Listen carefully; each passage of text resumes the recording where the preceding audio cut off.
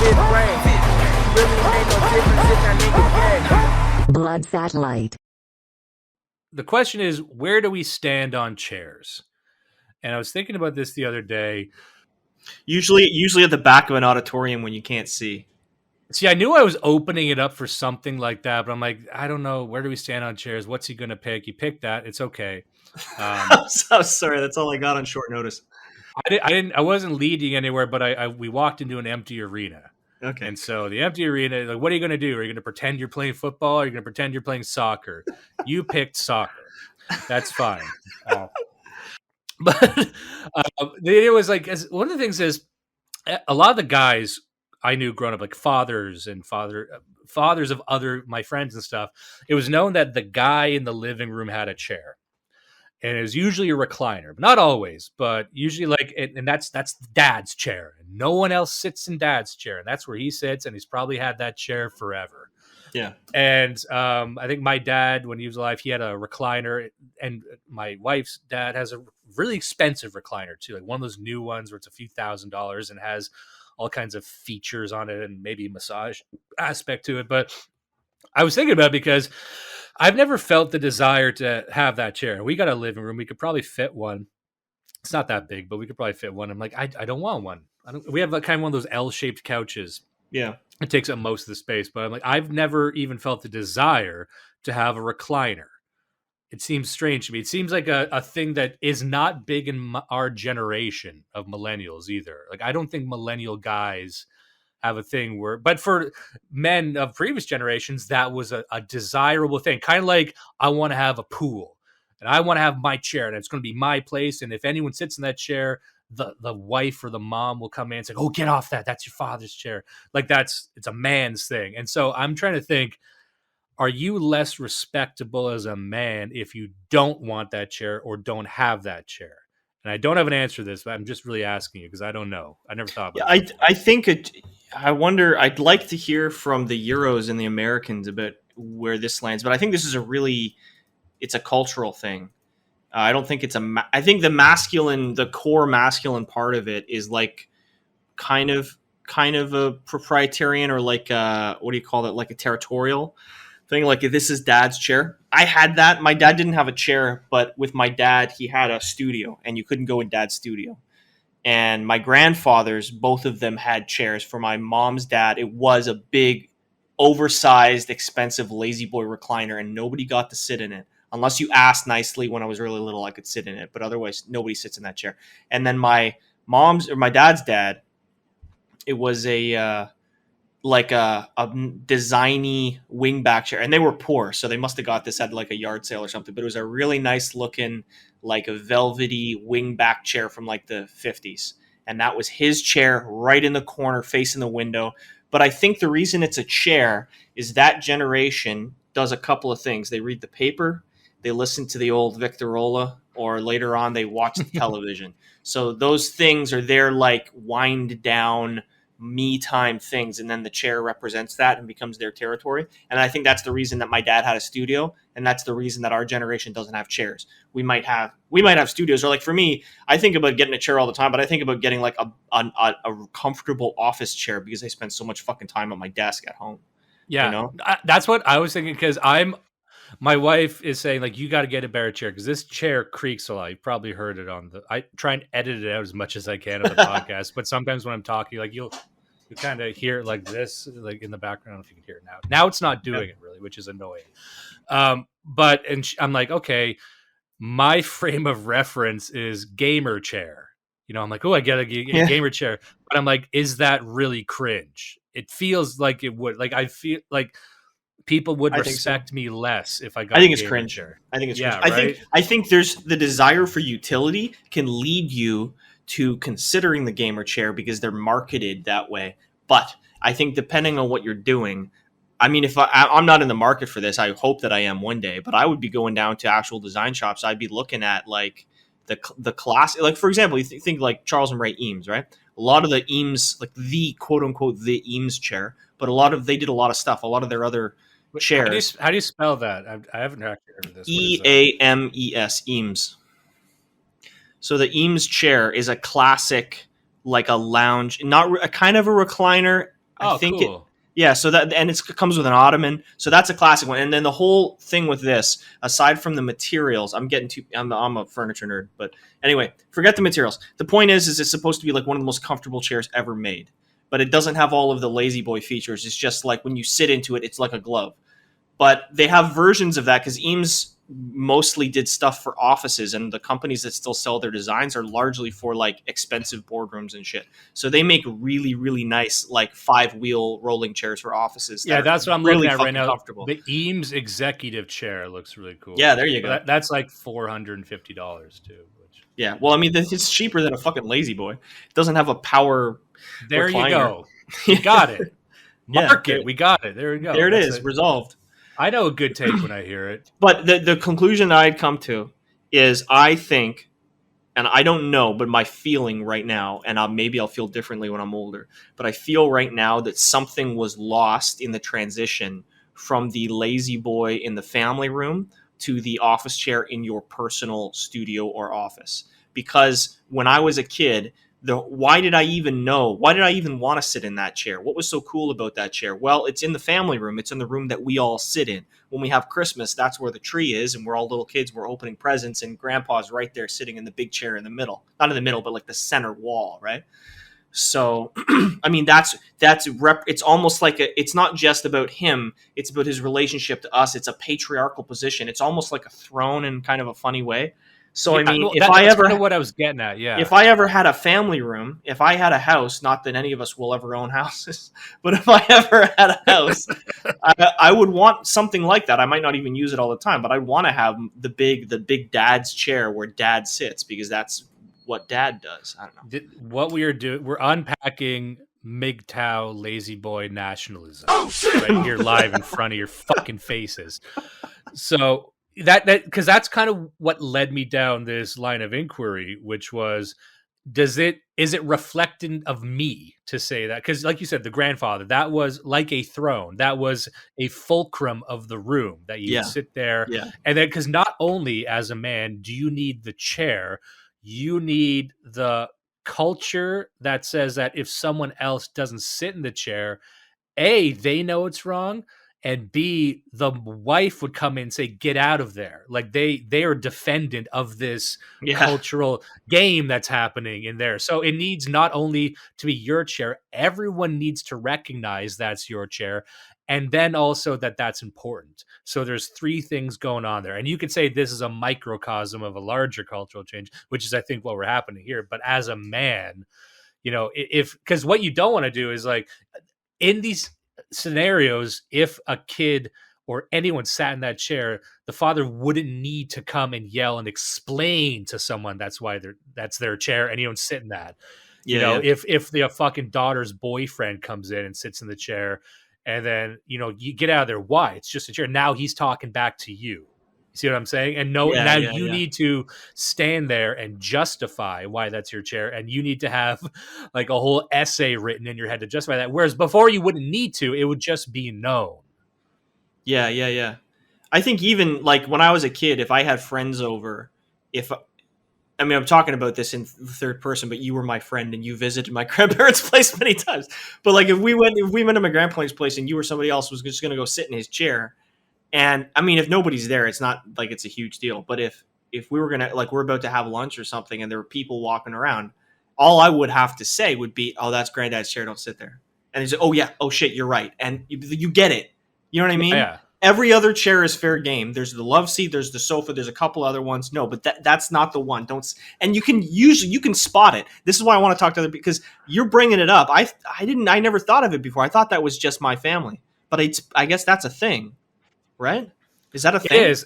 I think it is a culture thing. I don't know if it spreads to Europe, but I have a hard time believing that this isn't a cultural vector point or trend in the UK. Yeah.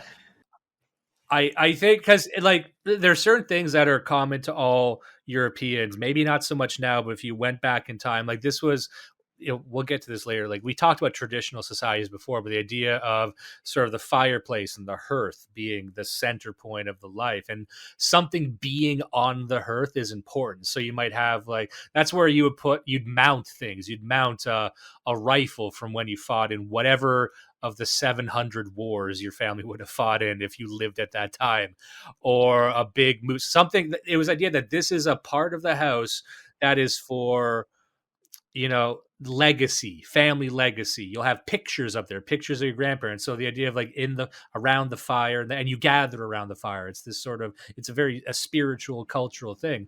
Yeah. And I think, that's why the throne in the family room would be in a patriarchal household where, we would negotiate over time. Who is the patriarch? Is it the father or is it the grandfather? And that kind of changes depending on where you are. But I think it's all part of that thing. So this room has significance. This room has significance because traditionally it's where the fireplace would be. And even my grandparents, we don't see fireplaces anymore. I think that's another thing we could talk about that's connected to this. But the idea that this part of the house was sort of a place where you pay tribute to your ancestors. So there's regalia, there's fucking photos, and then there's trinkets and things. And we kind of have that in our house, but we can say, oh, that's just a change of architecture. Like it is, but not really. So, and then the chair would be your throne in this house, and this house traditionally would be your domain. You make the rules here, and the rules of your house might actually be different than the rules of society. And the society traditionally wouldn't have many rules or any rules about what you could do in your own house. That was why, and some people kind of got their back up when I said this before, but even if you look at, I think it was Hans Hermann Hoppe, but I think there are other traditionalist writers that said, even within a kingdom or a monarchy, the house was still had kind of a concept of private property. They had this sense that anarchy was in the house. Anarchy in the sense that you were in charge of your house. The king didn't really give a shit about what you did in your house. So that was for, paying tribute to your ancestors, your own gods, your own spirits, your own bloodline history, what rituals, whatever.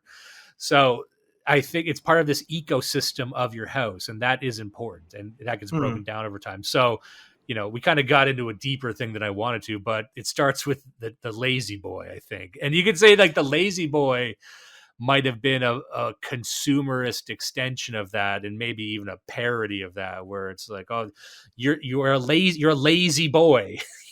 you're a dad. It's very almost insulting to call it a lazy boy. It is for what it's supposed to be, right? Yeah, don't fall for the reclining Jew. But I think it is like the mapping of consumerism onto our culture at that point. You think before, how old is Lazy Boy? I have a feeling that it's at least the 60s, 70s, right? Lazy Boy, the way they spelled it is almost like the easy, there's that, the lazy. Yeah, like it's that period, like the kind of space age. Lazy. They spell it so fucking stupidly. Yeah, because you're calling the patriarch lazy, but everybody knows that's what those chairs are for. It's for the patriarch. So you call it the fucking lazy boy. That is weird. I never thought of that. Look, founded 1927. There you go. American, founded in Monroe, Michigan. That's interesting. So the thing is, like, the lazy boy or like the throne is related to the hearth. We lost the hearth. I think we replaced the hearth with the television. Peterson talks about this a lot. Yeah. Right? So we replaced the hearth with the television, but we kept the chair. And now we're losing the chair, and the television is in the office. And then, I mean, that's you and me. Now it's just our office and my computer. And I don't think that's just us. I think that's a lot of people. I think, and I don't like a lot of that. people. It's just a laptop and phone too. That's where now. My excuse is that I live in a 2-bedroom apartment in a fucking eggshell dystopia. But if I had a house. I didn't think of it till now, but now I'm like, no, my house has to have a fireplace and a family room because I've been talking about it. I've been talking about it with my wife. Here's one for you, just because this is attached to the previous point. And I'll get your opinion on this because this is an undecided thing. I would say, where do you stand on having multi-generational homes? And what I mean would be yourself and then various your parents or maybe even your grandparents in the vicinity. Now, where do you think you stand? I have a very strong opinion on this actually because I've lived it. I've spent time living with my parents, with my in-laws, with my grandparents, and with my wife's grandparents. I've actually spent months or years living with all of these people.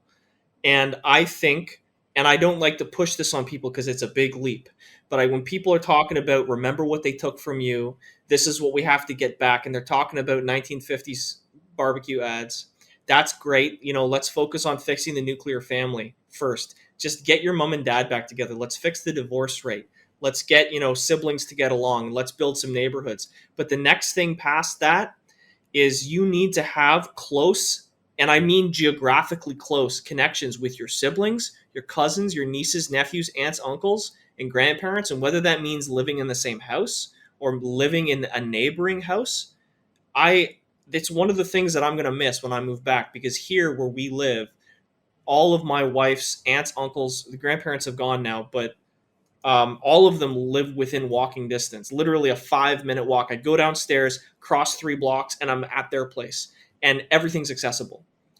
And everybody is accessible. And I think, and then, like I said, having lived with her grandparents, having spent 3 years as a kid living with my own grandparents, and at that time living with essentially my mom and my aunt and my grandpa and her parents, I think that it's superior. I think that we lost something huge, even bigger than what we lost in the 50s. And it's weird because even people on our side still seem to have this thing where, like, they're angry at the boomers. Like, I know we're a little bit older, but there's a lot of Gen Z for whom the boomers would be their grandparents. And it's like, boomers are idiots, but it doesn't mean you can't learn anything from them. And they're always gonna back you up. I mean, they're mostly gonna back you up. They're your fucking grandparents, right? I think you gain so much by living with as many generations of immediate family as you can. Yeah. Yeah, because this is how it used to be done. When we were talking about I'll Buy and Seed, that book, and a few other books, I think American Nations was one. It wasn't that long ago where this was the norm. And I would hazard a guess that it was really the boomers who pushed this idea of living far away from family. You get into this sort of everyone loves Raymond thing where if anyone watched that show, for some reason my mom loved that show growing up, and I hated it. I hated Everyone Loves Raymond. And I actually don't hate the comedian Ray Romano. I actually don't dislike him. I just hate that show so much, and it's the opposite of funny, but it was always on. But the opening thing was like, my parents live across the street. Yeah, that's right. Oh, Deborah, my parents are across the street. Oh, like that. But that was a cultural. And to be fair, I'm still kind of like that. But I think the boomers were the first generation because their parents, especially if they're from Europe, this was bigger in Europe, where you would have, like in Greece, you'd have multi-generational homes, and each person would get like a floor. And when you look at even monarchs, the aristocracy, they would have these mansions. Yeah. What is a mansion? A mansion or an estate is this entire ecosystem of servants and people doing stuff. But the idea was because you had a ton of people living in there. Downton Abbey is kind of like that. If you ever watch that show, Downton Abbey is like, yeah, there's like 15 people living in this place. And then there's the servants to keep everything up. But right. The idea of you being just a guy who lives in a mansion, I think, is a Gen X thing. Like, it was a boomer thing. Like, one day I want to have a mansion. That's insane if you think about it. I don't even fucking get that. Even, like, think it's The Sopranos, right? And it's like man and his wife and his maid and his daughter and his son. And they're living in this place. It's got to be 5,000-6,000 square feet, right? It's like, what the fuck? What are you doing? That space is all empty. Even all the establishing shots are just ugly, empty space. Yeah, that should be. And it's a point within the show too. But it's like your sisters and your mother should be living there. And if your father was alive, he should be living there too. And then yes, it does raise this issue of, like we were saying earlier, who is the patriarch? How does that hierarchy work? And that's something you have to sort through, sure. But I don't think. Maybe it's a grass is greener thing. But I think there would be on net an advantage. There'd be problems with it, but there'd be an advantage to having all those people under the same roof. And the reason I bring this up is one of the things we like to do on this show is raise issues that are of practical use. Even when we discuss theory and history, it's like, what does this mean to you? Like, what can you use with this right now? And so this is kind of pulled from the chapter titles of my miserable life, where now I'm thinking about this because my mom who used to live in Oshawa, and she lives in the city where we live now, and she rents an apartment, and she's been mentioning more and more the idea of just living with us. Now we can't really do that right now, but we are looking for a house even in this market. I'm just kind of keeping an eye on things. It's a bad time to buy, it seems like, but the desire to have a house is there, and we're just kind of waiting for the right opportunity. But she was introducing somewhat forcefully in the conversation of, oh, I can stay in your basement, someone could help you pay the mortgage, wink wink. And in a theoretical sense, people like us and people in our scene would always say things like, oh yeah, this is the best way to do it, you should want to, tradition's important, family's important. But I know one day I would take care of my parents. If my mom or my dad or both of them were very, very old and they needed help, I would do it. But then it does become real. It becomes a real thing that you have to deal with, and it always comes as a shock when you actually have to sit down and map out how you would do this. Like, Yeah. everyone says I take care of my parents. Well, there is going to a day that comes when you do need to make a decision. Like, am I putting them in a home? Am I living with them, or are they living with me? And a lot of people generationally, and I pin this mainly on Gen X, I think, but boomers as well, where they would opt to put them in a home. I think they were the first. That's why I kind of bring up boomers, especially. I think they might have been the first generation who popularized parking them in retirement homes. Now, I don't know Yeah. if that's true. I don't know. We can look at the figures, but that seems like it would have started with them, and it's a relatively modern thing. But anyway, this is something my mom's bringing up, and when I talk to my in-laws, they've been taught. We would always talk, about like, oh, we should get a compound one day, ha ha, ha, and we'll buy some land, or we'll buy a big house and a property, and then everyone could kind of move in. And you would talk about it as like, wouldn't that be cool? Like, you and me might be talking about buying an island and reinforcing it militaristically, but like we can have fun and talk about it, or a Yeah. zombie Yeah. Yeah. apocalypse. But then it's like, okay, are we doing this because we actually can, and we might have to? And the other reason I bring this up is because a lot of young people our age and younger, they might have to, because if the real estate, the real estate scene, real estate market doesn't get any better, then you're not going to be able to buy a house, really. Yeah. That might be gone, because everyone said, even my wife says, oh, it's a bubble, the bubble's going to burst. I'm like, okay, what if it doesn't? And you Yeah. know what I mean? So There's two angles. There's two angles to this I want to bring up. Both of these I was actually just talking to Cherry earlier, just a couple hours ago, actually, because her mom who's been not living with us, but been staying in the city and helping us with the girls for the past few months, is leaving tomorrow. So we're on our own now again, and we're kind of talking about it. Like, we go back to Canada, what the benefits are if we're living closer to family, and talking about like this traditional lifestyle. If you have okay, there's a lot of things that are kind of knock on, right? So like today we don't have big families. We don't have a lot of kids. We don't. I mean, we're abnormal because we have two daughters who are only a year and a half apart. And that's sad, because it used to be that you'd have 10 kids and they were all a year and a half apart. Now half of them might die of typhoid, but the point is you're doing that. That's a normal process that you're going through. How do you fucking do that? Because we're trying to do it here, even with her mom, and it's hard. I mean, it my is wife hard. does. My wife doesn't work. I work, but I actually, because I'm running a business, I can actually be home a lot. And even with me being home and mom here, it's tough having two kids that young. You need 8 hands all the time. But how we did it is like, you lived in, you can call it a compound or a mansion, or it's just really just a village. How geographically, however you look at it, it's a village. And your sister and your cousin and your aunt and your great aunt and all these retirees are all there, and they can all help you. And you don't have to really worry about it, because they're always, they're within earshot. Think 120 years ago, they're literally within earshot. You can call out the window and they will call back, right? Yeah. And that's one thing. The other, so let's talk specifically about child rearing and the work involved in maintaining a healthy family hierarchy. Again, talking about the patriarchy, and it's like, why is it we all have terrible relationships with our fathers or grandfathers? We have terrible, even within our family, like we have bad relationships with our parents, and we have a high divorce rate. I think if you have those people in close proximity, it does create a lot of conflict and a lot of friction. But if you resolve that friction, then you have something that's really, really powerful. And I think like it's strong. It makes you, talking about like Hoppa, right? Like it makes this family unit, this household, which isn't 4 people, it might be 35 people. This basic unit, which is the building block of a nation, right, is unto itself a little nation, and unto itself is very, very strong.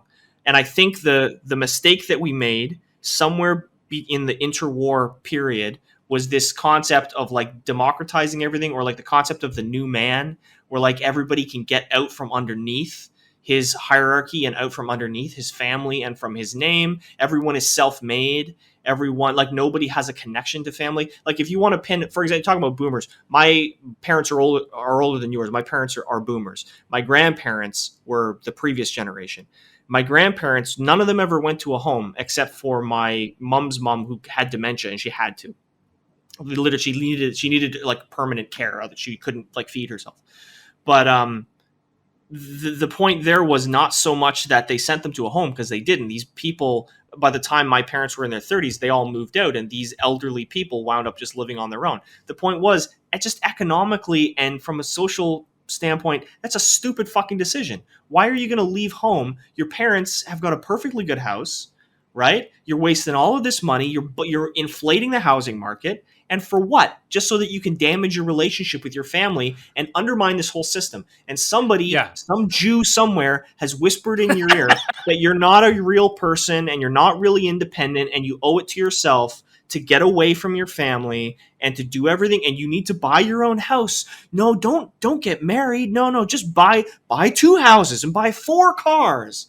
Like, the only people anymore where that seems to work on is women too. Like, they say, no, don't do anything, just buy your own house. Guys are into that. Like, no, we're screaming at you that it's not.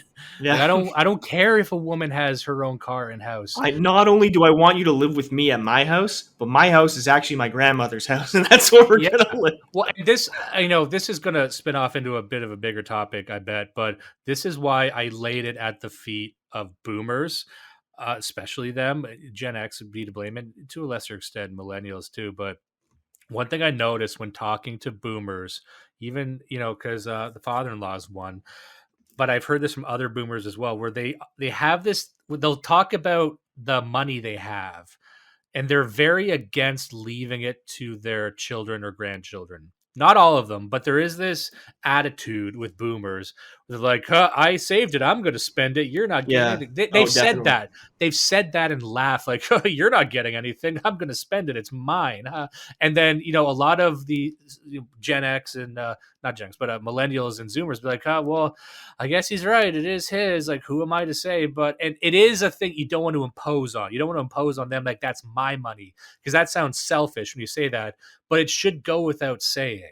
It should go without saying that you leave something to your kids. But I think boomers are the first ones. I really think they're the first generation who said, that's consistent. Like, it's my money. I'm going to spend it on this really fast car that I can't drive anymore. Yeah, that's consistent, though, because like I was saying, though, this concept of the new man who gets out of the hierarchy, right? His parents didn't give him anything. He's self-made. He doesn't owe anybody nothing. But then the way that transfers to the next generation is he doesn't owe his kids anything. You've broken the line of succession. And in the same way that a king has complete authority over his fief, but he also owes, like, people owe allegiance to him, but he has to protect them. He has to give them everything they need for a safe and happy life, right? In the same way, a father owes his children and then his grandchildren everything that he has. That's his reason for existence, is to build up, just so that he can give back to them.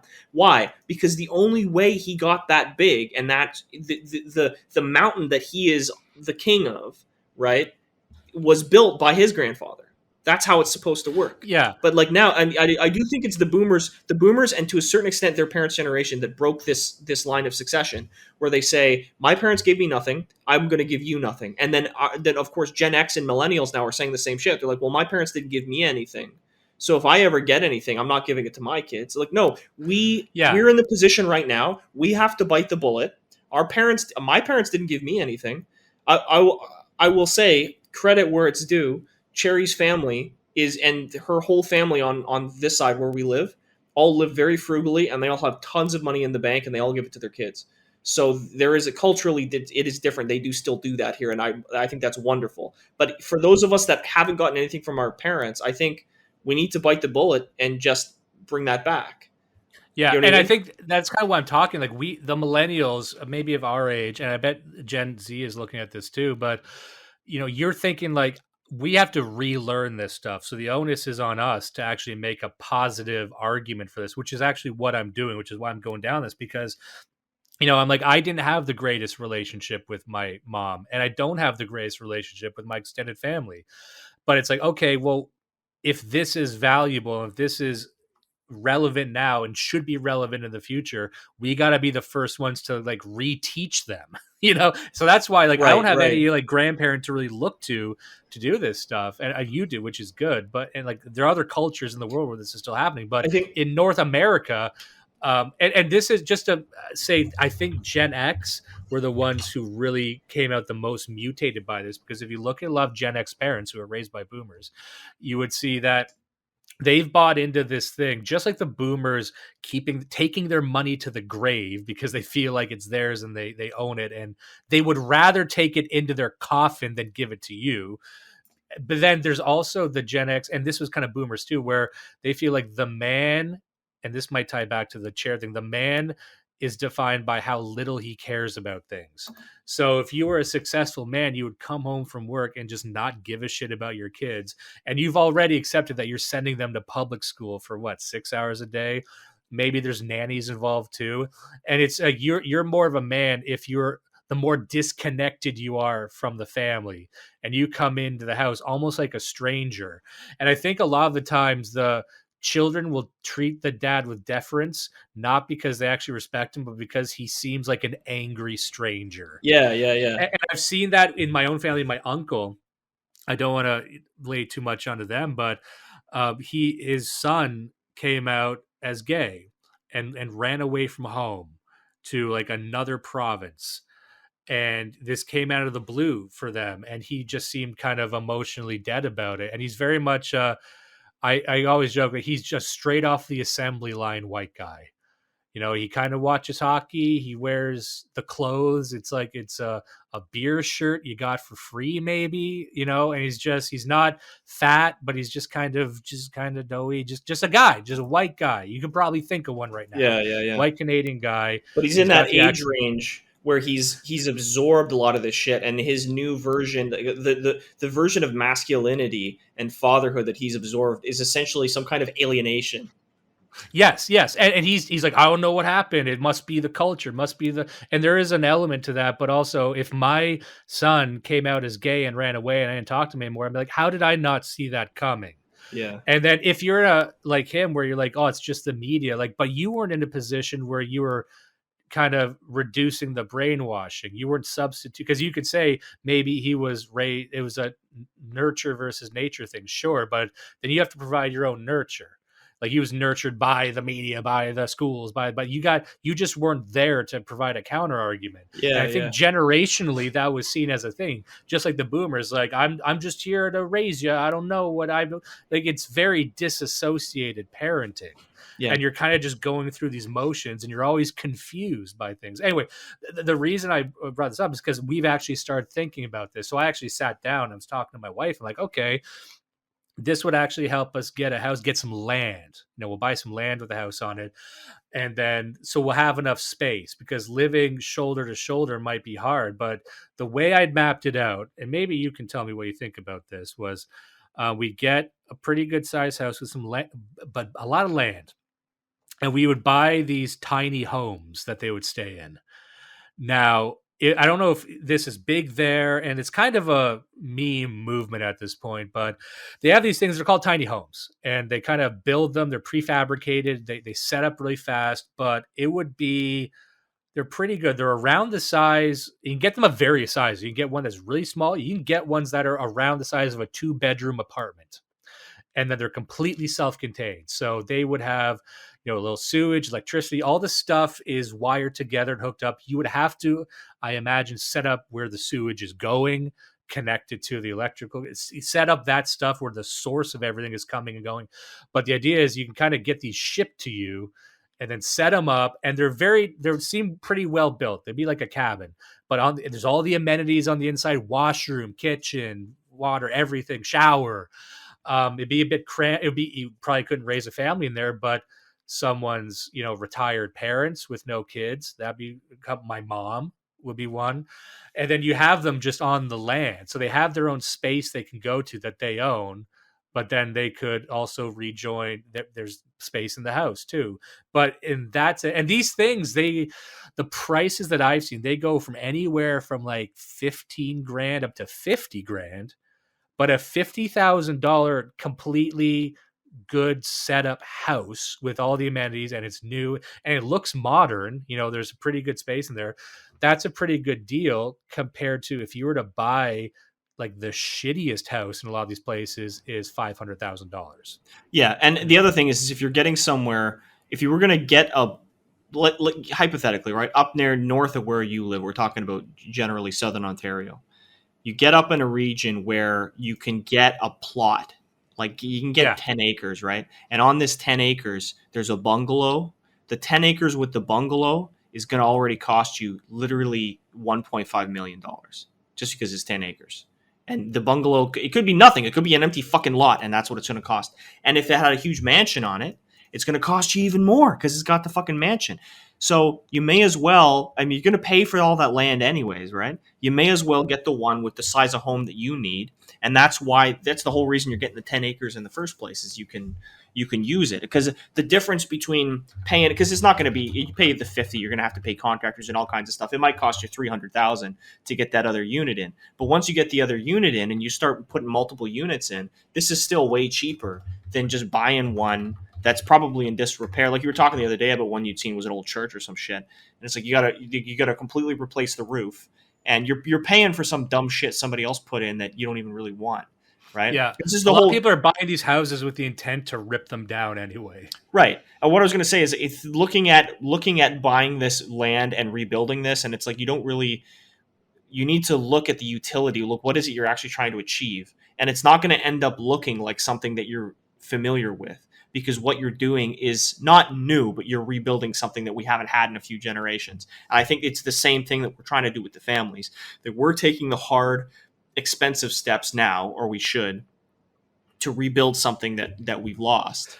Yeah, and it won't look exactly like it did before. And that's why I bring this up, where I'm like, okay, we need to manage the money we have. And the idea is that everyone would kind of pool their money to get this. So everyone kind of has a stake in this land. And you can actually find some good deals on land. Like there's ways you could do this, especially if you have multiple people. And the added bonus of having a lot of experienced guys, like every old retired guy knows a bunch of guys who could help do stuff, whereas I wouldn't. I'm still learning. But this comes back to the thing I was talking about. Again, once you start thinking about this practically, you need to think about things you never thought of before. And I brought this up to my wife, and she kind of pushed back on it, but I think she gets it now, where I'm like, who is, back to the chair thing, who is the guy? Who is real? And she had made a comment. She's like, if we did this, they would kind of be gathering around us. Like we would be the kind of main decision makers in this thing. And I had to say, well, let's be sure they know that. Because here's the problem we were getting into with, once you get extended families in a situation, do they just assume, like they might even say, oh yes, it'll be, you guys are going to be the center of it, but maybe 6 months down the road, they want to veto a decision, or they want to do something, or they disagree with something. And they assume that because they are the patriarch or the matriarch, like my mom, they would have more authority. And these are things you really need to negotiate. And if you think they're not going to come up, you're wrong. But just because it's hard doesn't mean it shouldn't be done. But that's why once I start laying down and mapping this thing out, I'm like, okay, so for sure. when we would be in the main house, they would be in the satellite houses. And then we can build from there. The idea was that would be kind of maybe even a temporary thing. And then we kind of build out from there, whatever it might be. But I'm like, if you're the young people and you're kind of starting a young family, it would have to be known that you're kind of the center of this little community, because you're also bringing everyone together, and make sure that they know that long term. Anyway, these are the discussions you start having, especially if the family is not used to this. So if you're a young man, young woman, and your parents might want to come live with you because they are perhaps getting infirm, or anything. But it's what you got to do, and you got to have these conversations. Maybe not directly, but you need to know that it's gonna come up, and it's gonna be. It might be weird. It might be a lot of Yeah, fights, but you especially if have it's to. guys. Especially, I know for a fact my father-in-law would want the authority in a lot of decisions, even if he says he wouldn't. Of course he would. Why wouldn't he? I would if I were him. Yeah, Here's a young guy saying he's the boss or something. Not, I wouldn't have a fucking you. nameplate, or maybe I would because it's me, but shit like that. Anyway, sorry, you were about to say something. So I mean, being in Canada, a certain amount of it you would probably want to resolve through some kind of contract, like you using contract law, right? Like regardless that it's family, you would want to actually make sure that they sign what they're like. It's not just them moving in on your property. If they're going to own that land, you need to give them a deed. If they're going to rent it, you need to write them a tenancy. Well, and that's the thing, agreement. because if they are Yeah. putting their money into it as well, that adds and I told my wife It this, and has she to kind of be. she agrees with me, but we don't know what to do about it. I'm like, this will add a completely new dimension to our relationship, So and we're in uncharted territory in that sense. So the thing is, I think, and I'm not an expert on this. I'm kind of thinking of stories I've heard from my family, but I'm also kind of thinking of the Bible. But like examples of the, like you could say contracts or like agreements or responsibilities, liabilities within a family hierarchy where people owed money or property or almost like a tax to each other within a family. I don't know how much of that was ever written down. I imagine that in an age of limited literacy, it probably wasn't written down. It probably wasn't about contracts. It was enforced socially. There was some kind of higher authority, maybe the church, that was enforcing it. That's one of the hurdles we have to overcome because we don't have the church and we don't have a strong hierarchy. What we're trying to do is rebuild the hierarchy. Yeah. So, I mean, I think you have to just lean on the courts. You have to lean on contract law. The hurdle, if you just lean on contract law, the hurdle is just convincing and not convincing, but like gradually warming people up to the idea of living within this hierarchy, showing them all of the benefits. Another one I didn't bring up earlier, but we're talking about this because you and I both, and a lot of people keep talking about the idea of hobby farms and gardening and just doing a little bit of gardening for yourself. And it's like, if you all live on the same plot, I mean, yeah, you can do everybody can just do your own gardening, but you only need one big hose and you can all pitch in for the good sprayer, right? You only need one mower. You know what I mean? Like, there's just a lot of silly stuff like that. And like, Hey, let's keep the hose out of this, okay? Fine, okay. I'm gonna get. You're right. I'm gonna get my own fucking hose. We got the compound prostitute. Whose night is it with the whore? We're going back to pre-Bible. I bet they did this. They must have. But it's true though. I mean, let's say within a house, right? If you're a bachelor, you got a washing machine, and if you're a father with a wife and 6 kids, and your in-laws living with you, you also have a washing machine. You get a lot more bang out of your buck with that washing machine if you got 6 people living with you, right? And the same thing applies. You might need 2 washing machines, but if you got a family of 25 people or 30 people, like, you can get a lot more utility. And I mean, if you relate this back to the economy and everything that's going on right now, talking about in the chat just 2 hours ago, talking about everybody getting ready to lose their jobs and for the federal government to fall and not having unemployment and for inflation to raise food prices to the point that you can't even go places. And even if you could afford it, you don't have a fucking vaccine, so you can't go anyways, right? So this is way more important now than it ever has been. But I think that the important perspective, the thing you have to look at is, obviously this is so fucking hard, and don't think anybody, like, I have a decent relationship. My parents are divorced, but I have a decent relationship with both my parents. Your relationship with your mom, I know, is not that great, and I think a lot of people are in a similar situation. But the point is that you're doing the Lord's work, rebuilding that relationship with your mom, bringing her back into the fold, and even if it takes 30 years, repairing that, because your kids are going to have a grandmother who they view as part of an internal hierarchy.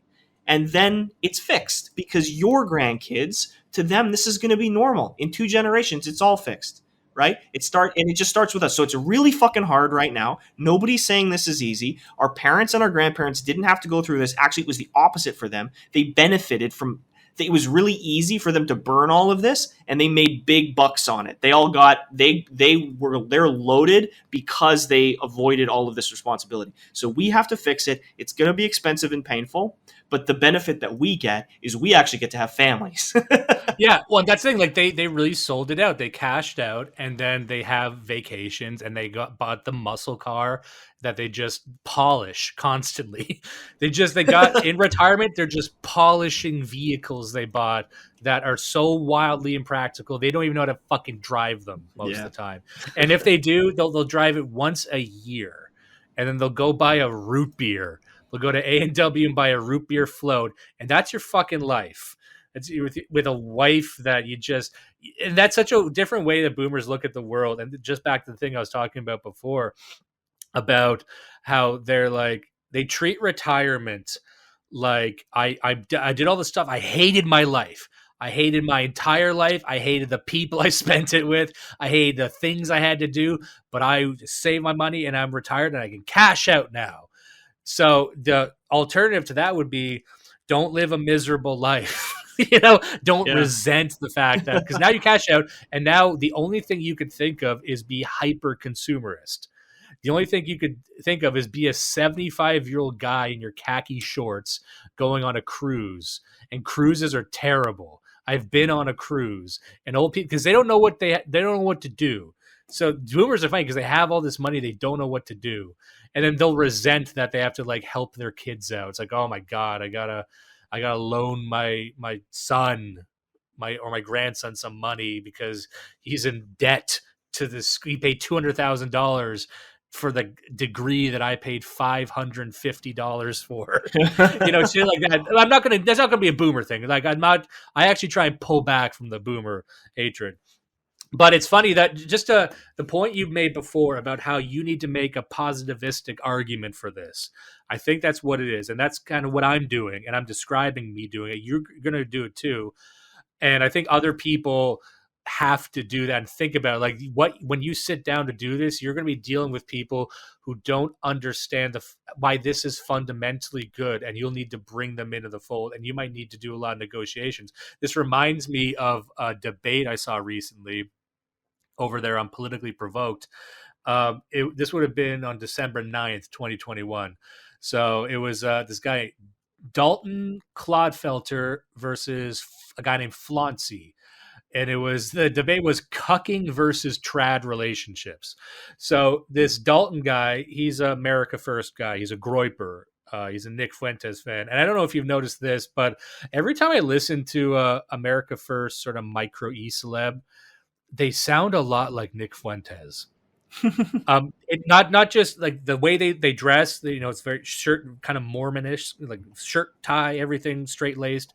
That's fine. A lot of people do that, but also they talk like him, because Nick Fuentes has a very distinct cadence in how he talks. Yeah. He talks like this. You hate to see it. You hate to see it, but like that. And I hear that coming through with these guys. They have his little verbal tics, and I'm not criticizing them. Everyone has them, but he's got a sort of charismatic personality that they're just photocopying. And it's kind of weird to see. And I've seen this a few times, but anyway, this guy seems to be a Dalton. He's a known guy. He's on the side of traditional relationships, and he's against this guy named Flauncey, who is a literal cuckold. He is in an open cuckolding relationship. He calls himself a cuck, and he's here selling us on why being a cuck is amazing.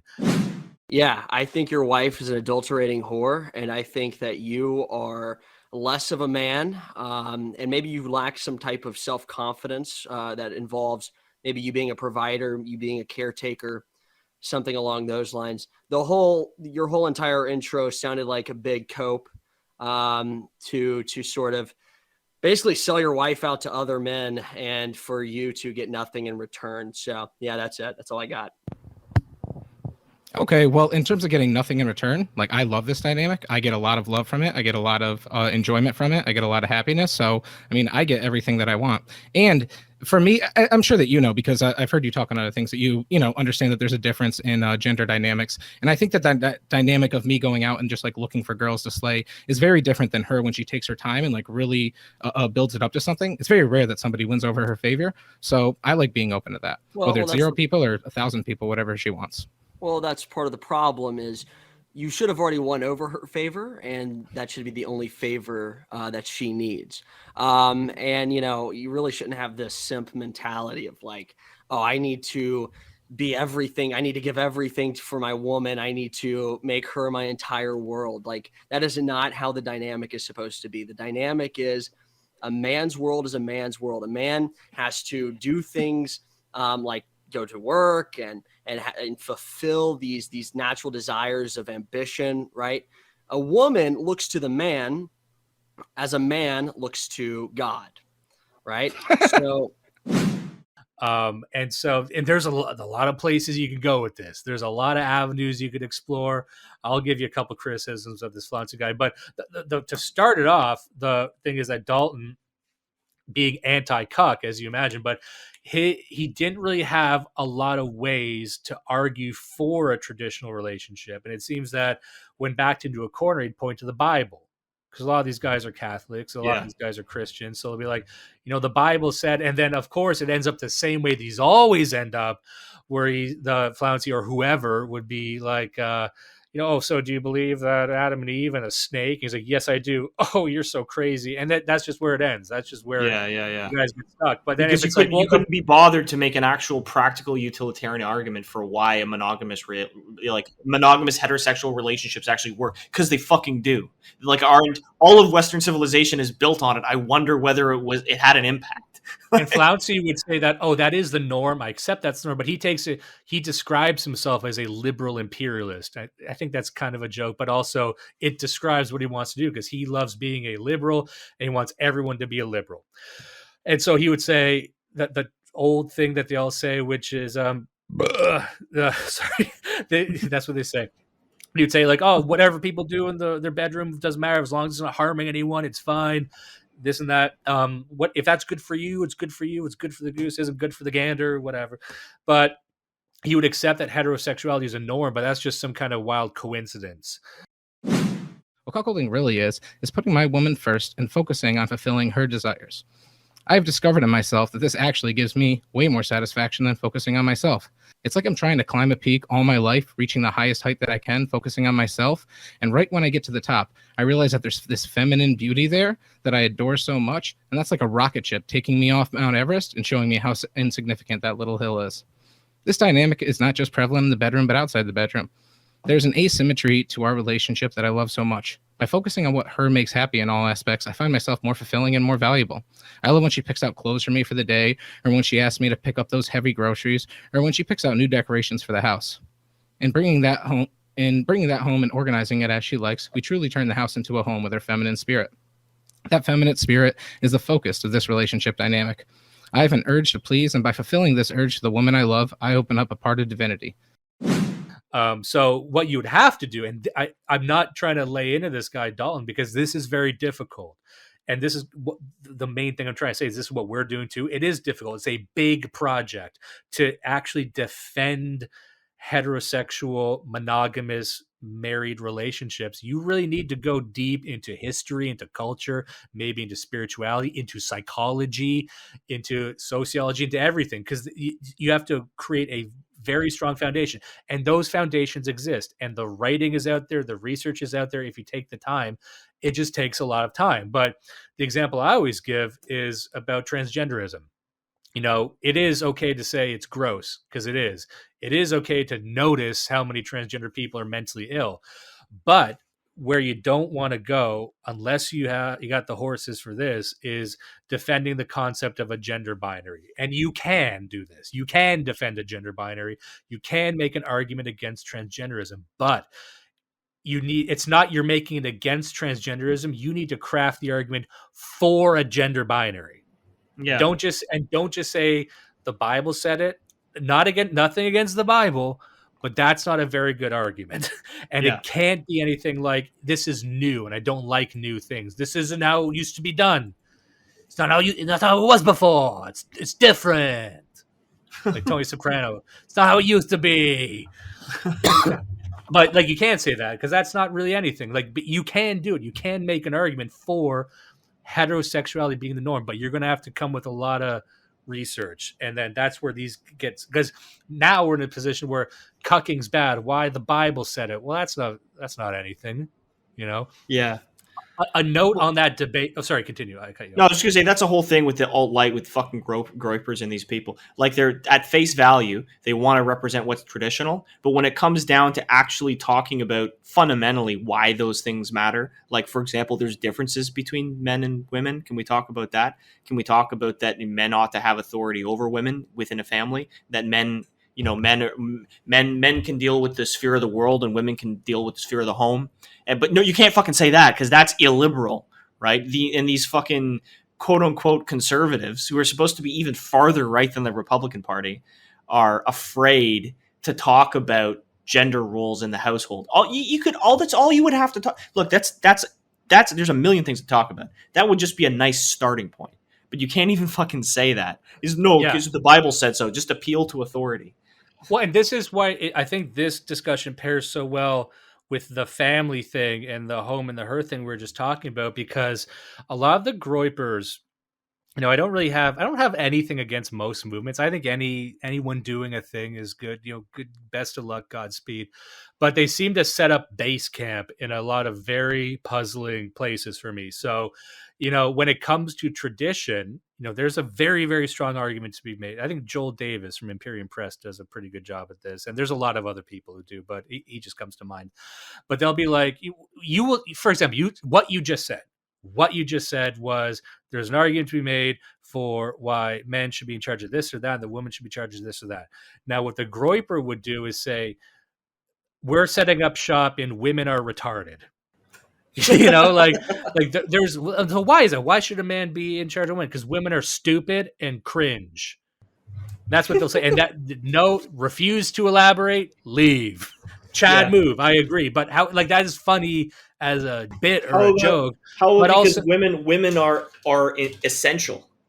Yes, you literally cannot even live without women. Like we can have our banter, we can have our jokes, but at the end of the day, you gotta realize, okay, but there actually is a reason why you can coexist with these people. And so the groypers, not all of them, but a lot of them they'll end up with, well, I guess I can't coexist with women. I'm like, no.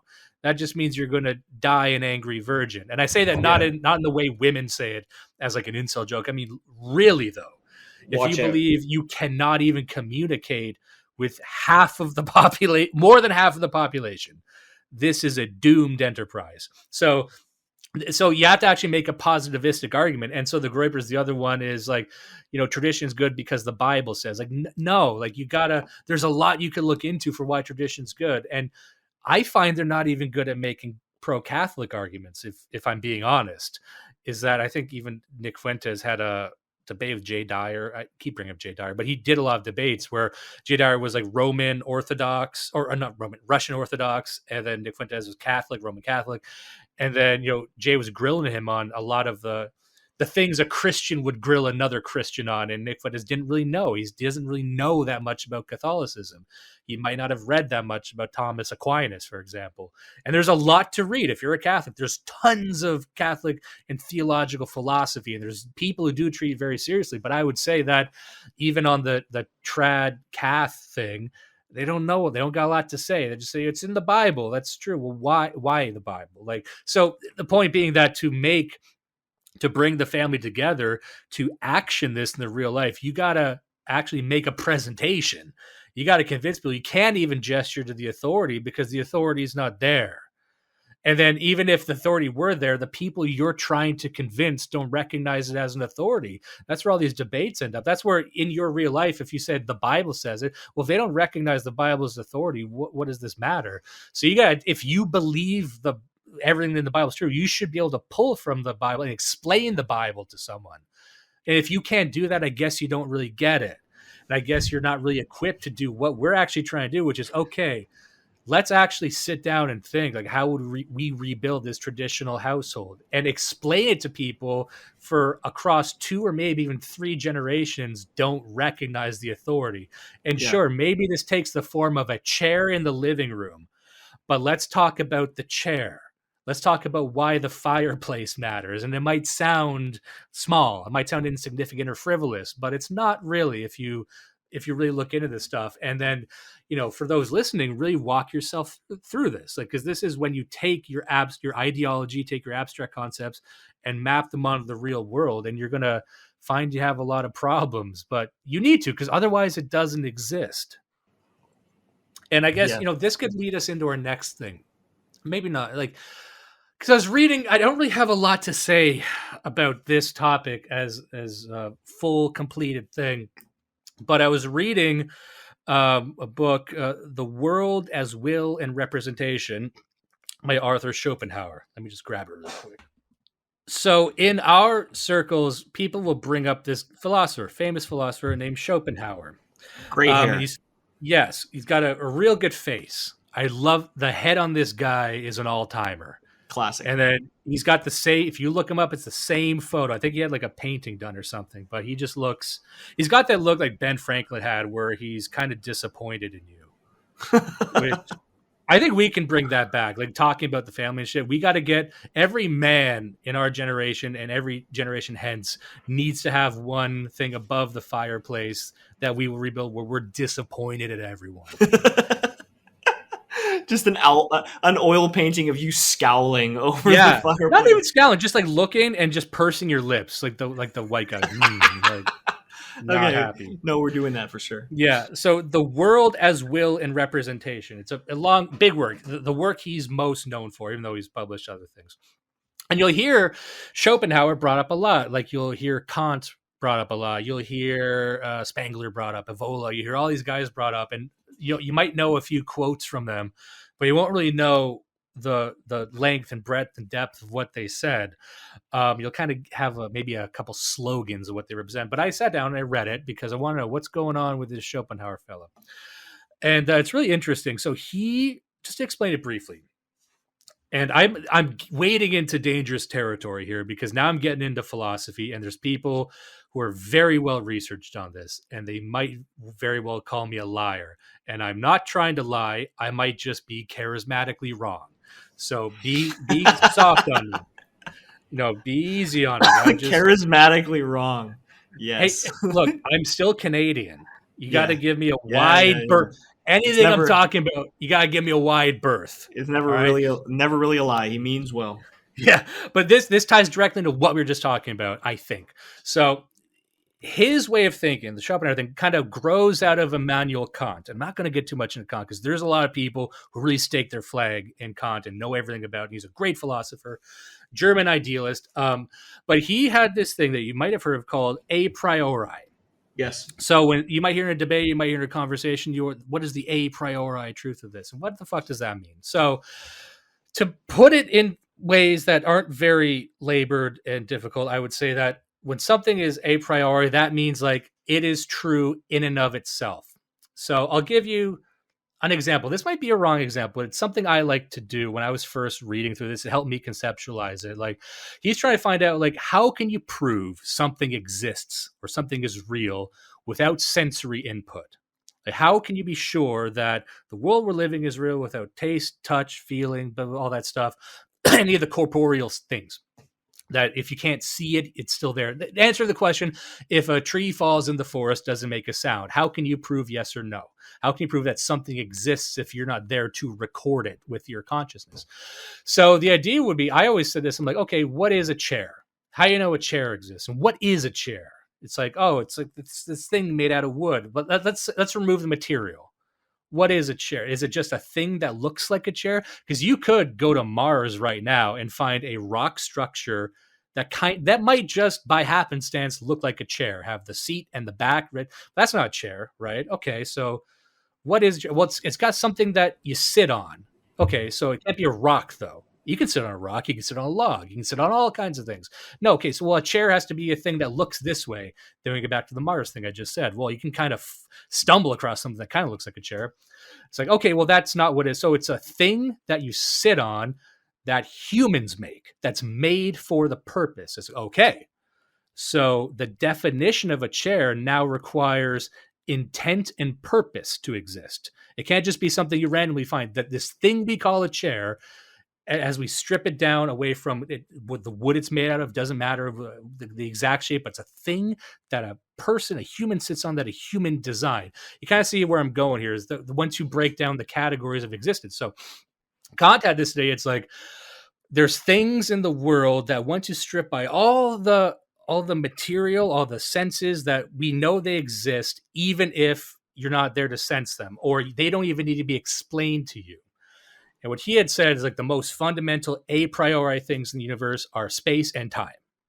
Now, these are two things where even if you don't have a definition for them, you are aware that they exist. A baby would kind of know they exist. You know that space, you can't strip down the definition of space anymore. It's just a thing, a place things take place in. And then there is a thing called causality. So space, time, and causality. And causality is the abstract concept that if you do something, something else will happen.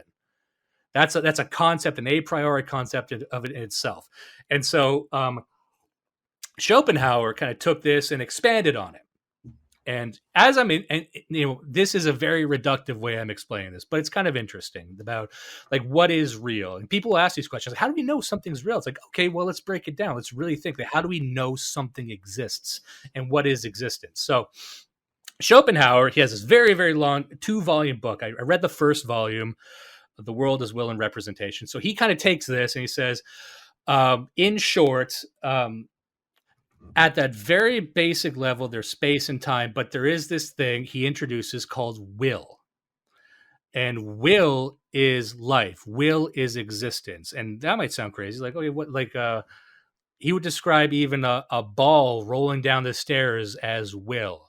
The ball is willing itself to roll down the stairs. And you're thinking that sounds crazy, because we understand will as me exerting the force of consciousness. I want to turn a doorknob. I turn the doorknob because that's my will.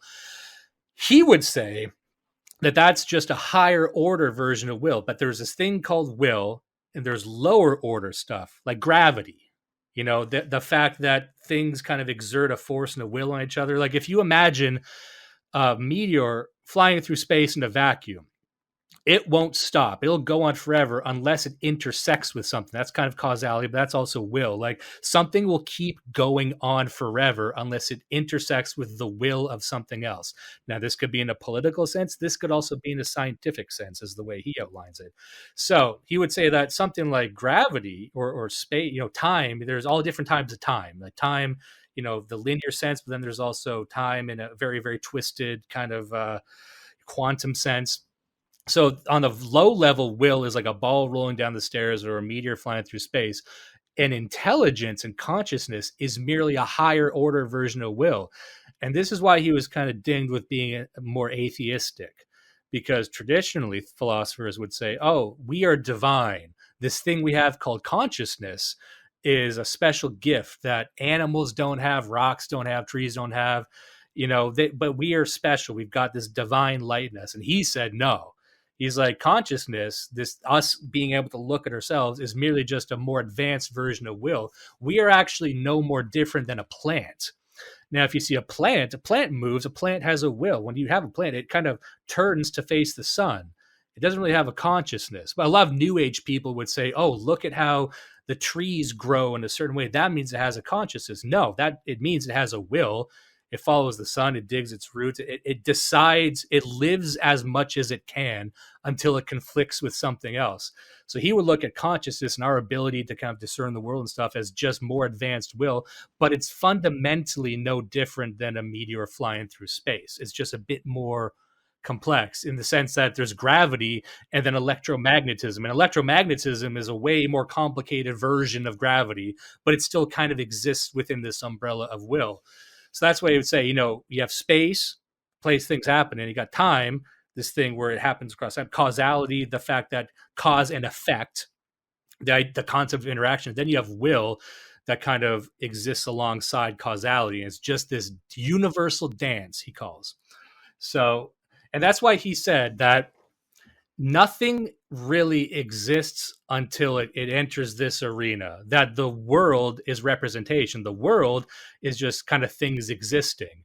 And if it just exists in your head as rationality, because he divorces rationality as like the abstract thinking, concepts. Like we can call us categorizing things and giving them definitions comes after the will and representation. Like things exist, and then we give names to them and stuff. We try and rationalize it. And if we rationalize things in our head, unless we feed it back into the universe, it doesn't even exist. And I would argue it's just dead. So this is where you get, the reason I'm saying this is I'm kind of mapping this onto political theory as well. So when you talk about, let's use fascists as an example. A popular thing in fascist circles is the line, will in action, right? That, or thought in action, rather, thought in action, that we could have all these thoughts, all these big abstract ideas, these theories, but unless we're acting on them, nothing fucking matters. And to their credit, the communists think this, what the Marxists, like, we could have all these economic theories, unless we try them out, they don't even exist. Not only do they not exist, they're fucking dead. You know what I mean? They don't exist within, something can't just exist in your head. It needs to be mapped on the world. And it needs, once it's mapped on the world, it takes on a life of its own. You introduce it to the world of time and causality. You'll actually test, does it bump up against anything? What is the life this thing takes? Communism's interesting because they were certain they knew how Marxism was going to manifest in the real world. And it didn't. And they couldn't predict it. It didn't exist in their world of rationality because their world of rationality is imperfect. Once you introduce it to the real world, all of a sudden it's bumping up against all this stuff, and you need to readjust it. But that's how you know it's real. And once you make it real, it kind of takes on a will of its own. It kind of evolves under its own weight, and you're participating in that. But you see what I'm saying? That like, No, it's a great way of looking. I mean, as an anti-communist, it's a great way of looking at communism. That like communism within your head is not real and it's dead, and it might be perfect, but it's not real and it's dead. Communism in reality, not only is it not what you imagine, but it's alive and it's real and it has a will of its own, which you are not in control of, and it's fucking dangerous. I like that. It's the idea like the thing in itself comes first and becomes a representation later on. So that there is a thing that exists, and then we kind of add all this stuff to it. But we are because of our higher order of consciousness, we can kind of create these worlds in our mind where we think things ought to go. That's why I say it's dead, because in this crypt world that lives in our head, we have all this stuff, we pull it from the universe and we populate it and we try and predict things, but it's a tomb world. Every form of magic, and this is why we mentioned this before. I think when we were talking about what would it have been? Maybe anarchism, but it was G.K. Chesterton was talking about this, the distributist guy. He was talking about how when people try and change the world, they never look to the past, and when they think the future, it's always very narrow. It's always, you don't actually take count of all the complexity of human nature, regular nature, anything like that. Your projection of the future is always so fucking narrow, like a really bad story.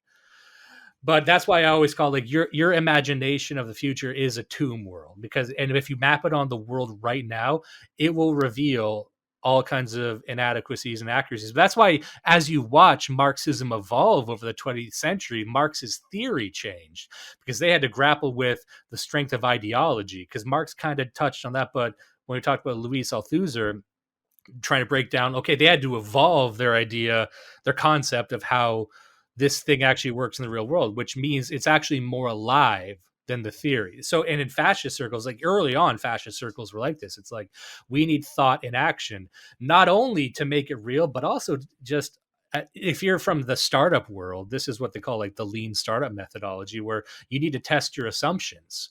You really need to tell, like, does this actually work, or is it just me? Yeah. So the idea that, to bring it back to what we were talking about before, we can have all these trad ideas, but unless you can sit down and start mapping out how to make it real, you'll start revealing all these things. And as you start writing it down, you reveal stuff. But then to give this thing life, you actually need to do it, and you need to bring your family together. You need to do all these things. And if you don't give it life, it doesn't actually exist. And I really want people, we kind of make fun of like the theory cell thing. Like, I'm a theory cell. I read a lot of books. I have a lot of weird ideas. My political ideology is really twisted and weird. I would have a hard time explaining it to my mom. But the fact of the matter is, the thing that theory cells have is like, unless you're willing to actually explain it to your mom, it's not real. it lives in a tomb world in your head, and everyone has a tomb world in their head based off of stuff they pull that they think the world will work, but it's going to be very low resolution. And if it just lives in there, it doesn't actually fucking exist. And that's why I say, and you can apply this to anything. Apply this to your politics. Apply this to how you want your family to be, how you want to raise your kids, whatever it is. If you don't actually have a way to manifest itself in the world, and the reason I use the Schopenhauer thing is like I'm trying to give a philosophical way to it, not just practically, not just in how would you do, but it's like really the deep, almost spiritual philosophy is like it doesn't fucking exist, and you might be doing it a disservice if you just keep it in your head. Yeah. So the important thing is on realizing that it's almost like gardening or like keeping a pet in some sense. Like there's a process of iteration where if you have this thing in your head, which is dead, but you want it to be real and you want it to be alive, you put it out into the world through action, but you do it in a little way, so that you can observe its will and you can observe the movements, and you're going to find all kinds of things that surprise you that you didn't understand. And then you can internalize that and you can adjust your expectations, and then you can iterate and you can do it again. And that's how you build something in reality. Yeah. Another thing that Schopenhauer said that I liked was just on the concept of the will, where he said, will has no cause. See, a lot of things in the world of representation in our material world have a cause. You can kind of, even time's kind of like that. You can kind of tell within the realm of time. But the idea of something having a will has no cause. Space really has no cause. Time doesn't really have a cause. You know what I mean? Maybe if you get into like Big Bang Theory and shit, but really though, like the concept of cause, that nothing causes causality. So that's why we say this as the arena. And if you describe will like that, it's like, okay, will doesn't necessarily need to have consciousness attached to it. But he has a whole part in the book that I thought was really interesting. It's not really related, but I liked it, was that like hyper reality is like the appreciation of the knowledge of a cultural idea and not the actual idea itself. So it's like beauty without soul. And he said that like real art is like the will recognizing itself. It's like you've taken something from, that's what art is. You take something from the world and kind of reproduce it. So he phrased it in a way that really good art is like the will identifying itself. It really, kind of a mind fuck when you think of it that way, but like what makes good art and what makes bad art, this idea of a hyper real art, it's like the will representing the will represent the will, but it's not actually mapped. You see what I'm saying? Like it's really twisted. It's really fucked up. What I don't even really understand it, but it's just another way to look at the hyper reality thing. But really, like, why do we like art? Why do we like the idea of a person taking something they see and reproducing it? It's like the will folded on itself in a sense, like, because the consciousness is just a higher order will. So it's kind of looking back at itself and imposing its action on it. You see what I'm saying? Like it's weird, but it's kind of cool. Once you hear this, you'll probably walk away and start thinking about it. You'll start thinking about like, how deep can I dig into existence to really understand it? How do I prove that something exists? And really that's the underlying part here. How do you prove something exists? Yeah. And so the one example would be the family. That's a little thing we can do, but really all the way down, anything you want to do, just you if you have something you think should happen, you owe it to that thing to do it. Because if you don't do it, you're only ensuring that's trapped inside the tomb world in your head. Yeah. Anyway, so that was just something. Well, and another interesting thing is this. Who is it? It's not. Is it Skinner or Zeppelin? Or if you choose not to choose, you've still made a choice, right? So if there's something in your head and you make the decision that your actions will not include making that thing real, you've made the opposite real. So what you've actually done is you've realized the exact opposite of the thing that you were dreaming of. So you're a fucking idiot, you faggot. Don't do that. Yeah, that's how we end the clip. Yeah, you're an idiot. Gay. But it's funny because if you think about it from a political sense of a person trying to exert their will in society, so we have an idea of how society should be run, and we owe it to that idea to manifest itself, to kind of this is where people might cringe, but it's like the free market of ideas. You can say, the free market, there is no free market in the sense that there are more powerful people that can exert their will. But that is the free market. The free market is realizing that monopolies will exist. And what are you going to do about it? In a sense, it's kind of a weird way to put it, but the idea that you to put it out in the world, what I'm saying is within 10 years, when you start actioning these desires and these ideas, it will look different than it did in your head. But that doesn't mean it's a failure. You see what I'm saying? So like, no, it's like I said, it's like evolve. a garden. Yeah. It's like a garden. It's iterative. So you have it in your head. Sorry. My wife's telling me to shut up. You have it in your head and you plant it, and the way that it grows, it's not going to be exactly according to your plan because it's a real thing. That's the whole point to the will. It's not under your control. But you internalize what you've learned from it, and then you can try again, and you can iterate, and then you know what I mean. But that's the nature of all action. That's the nature of kind of how we have to live. So I don't think there's nothing wrong with that. This is why I give Marxists a lot of credit, because it can be reasonably said, in my opinion, that Marxists and the Soviet Union were the instigators in a lot of the international conflict that led to the Cold War. Now, they went into this, Lenin knew this too. He said, what we are proposing, this Marxist thing on an international level, because it is universalizing right to its very core, we conflict with America, with capitalism, with nationalism is inevitable. So they went in, when the Soviets hit the scene, they went and raided Iraq. They went in combat ready because they said, you know what? It's inevitable that we run up against these people, so we better just start the war now.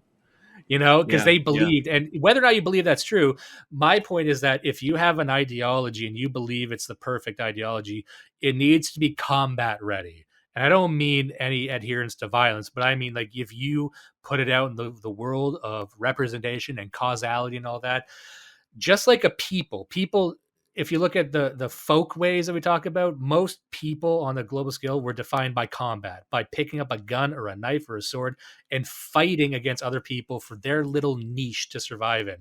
That's why I don't really, I don't like Israel, but Jews are coming at this from the way they should. That, we got to come out swinging because no one's going to give this to us. And the people who exist in the world are the ones who came out swinging. That's why Marxism is still there. That's why these ideologies are like, we define ourselves through combat. So this is why pacifism won't work. This is why anarchism exists in the sense that there are anarchists burning things. You see what I'm saying? That there's anarchists having an adversarial relationship with the world. But the idea is that to manifest something in the real world, it needs to be combat ready. You need to know that it's going to have attackers on all sides. And the process of defending itself over time, it will end up looking like a veteran, like a guy with one eye and one leg. He's got a fake arm and he's got shit you haven't even seen. That's why they say like modern Marxism, fascism, even anarchism is so different from how it used to be. Well, it has to. But that is an effect of once you exert your will, that exerting your will is going to cause collisions. Because something being willed into existence will go on forever until something stops it, until it intersects with another will. That the tree will grow until it hits the rock beneath it, until another tree puts it under. You see what I'm saying? Like in some sense, by making it real, you're asking for a fight. Yeah, I mean, it would be surprising. It would be impossible and very surprising if it didn't result in some kind of friction or conflict. It has to result in conflict. And that's just to bring it back to the chair. Just to bring it back to the chair in the living room. Now, this is something you're going to have to fight your family for, that chair. You're going to have to fight. And don't make it a lazy boy is all I'm saying. But do not let the rapists win. Listen and love Blood Satellite.